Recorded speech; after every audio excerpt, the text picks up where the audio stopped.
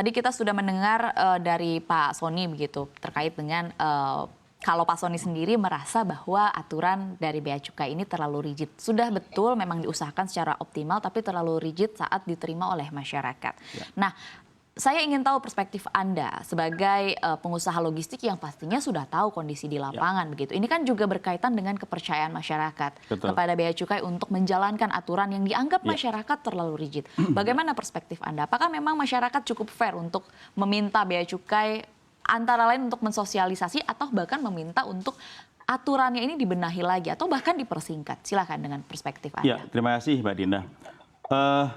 Bahwa masyarakat umum termasuk kami-kami di pelaku usaha itu juga mengharapkan regulasi yang sangat mudah dipahami, mudah diterapkan ketika pada tataran operasionalnya itu adalah hal sesuatu yang wajar. Tapi juga jangan lupa bahwa pemahaman kami dalam melayani itu ada dua hal. Pertama adalah akurasi dan akselerasi, ketepatan dan kecepatan. Ketika hanya mengandalkan kecepatan, lalu lupa akan ketepatan, maka terjadilah kasus yang sekarang viral. Contoh tadi yang Pak Sony sudah tadi haturkan tadi, ada kasus yang katanya nilainya kurang, itu karena faktor kurang tepat. Andai saja itu diberikan tepat pada awalnya, tidak akan terjadi proses denda atau apa begitu. Nah, lalu juga harus diimbangi kecepatan. Jadi dua hal ini harus dipadukan. Ketepatan dan kecepatan itu harus dipadukan dengan sangat firm, sehingga apa? Sehingga masyarakat juga merasakan dampak atas perbaikan regulasi dari waktu ke waktu, tapi juga negara juga dalam tanda kutip ini tidak kehilangan hak fiskalnya. Kan tidak juga sembarangan begitu Bea Cukai terima barang langsung rilis tanpa memperhatikan ini barangnya apa, profil importirnya seperti apa, dari mana asalnya, HS-nya tepat atau tidak, itu harus diperiksa, dianalisis. Dan sekarang ini proses pemeriksaan juga sudah jauh lebih baik. Bahwa dalam batas tertentu karena faktor ABCD kadang juga masih ada dirasakan kurang, itu hal yang wajar. Tetapi sekali lagi bahwa rigidnya pemahaman, rigidnya regulasi itu saya yakin dari Pak Sony juga sudah mengaturkan semata-mata untuk melindungi hak fiskal negara. Jangan sampai kebobolan. Kita juga sering mendengar tentunya dari masyarakat umum berpandangan bahwa bagaimana negara mengamankan hak-hak negara terkait dengan arus barang yang masuk ke Indonesia, itu sangat penting juga. Ketika itu tidak dijaga dengan baik, lalu terjadi yang sangat leluasa tanpa kendali, masalah juga.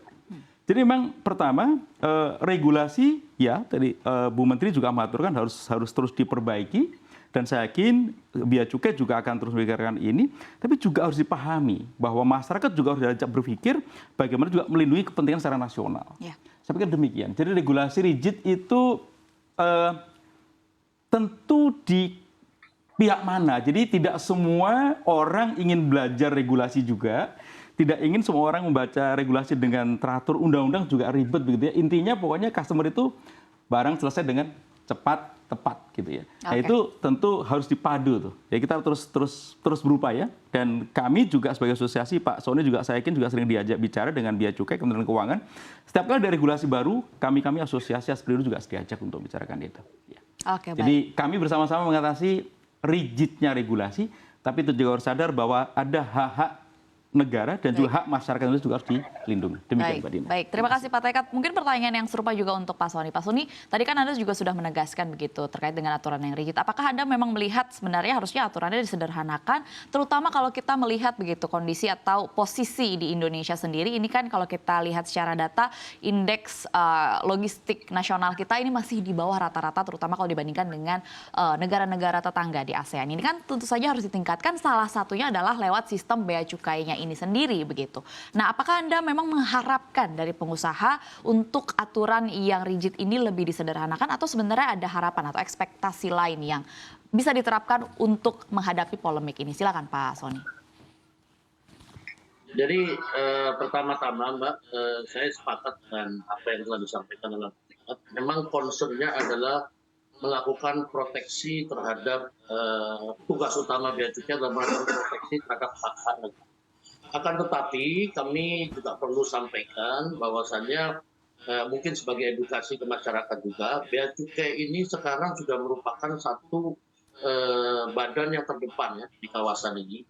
Karena apa? Telah menerapkan multiple layer gitu untuk mencapai suatu keputusan dalam penetapan kepabeanan itu telah menggunakan search engine untuk e-commerce telah menggunakan mekanisme e-katalog.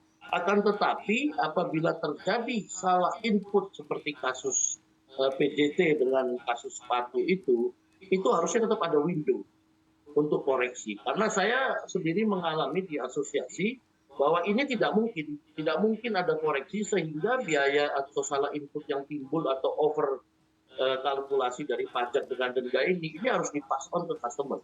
Ini bukan saya tidak setuju atau bukannya menganggap bea cukai tidak menjalankan tugasnya dengan baik, akan tetapi semua aturan itu harus ada exit way-nya gitu ya.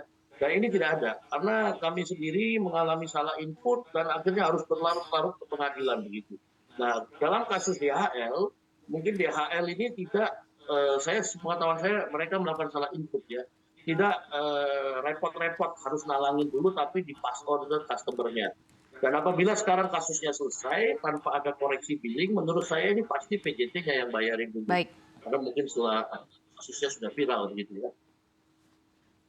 Baik, tetap diharapkan begitu ya Pak Sony dan juga Pak Tekat untuk Bea Cukai dan juga pemerintah untuk memperbaiki terus sistem yang ada, tapi juga diharapkan masyarakat juga bisa lebih paham dan juga mau mempelajari regulasi yang ada. Tentu tadi prinsipnya adalah untuk melindungi pendapatan negara juga begitu. Terima kasih kepada Ketua Umum Asosiasi Pengusaha Logistik E-commerce Bapak Sony Harsono serta Sekjen Asosiasi Perusahaan Jasa Pengiriman Ekspres Pos dan Logistik Indonesia atau Asperindo Pak Tekat Sukatno yang telah bergabung bersama kami siang hari ini dan juga sukses dan sehat selalu untuk Anda Pak Tekat dan juga Pak Sony. Terima kasih Mbak Dina. Pak Sony, terima kasih. Sampai jumpa. Terima kasih, Pak Tekat. Ya, Pak. Sampai ketemu.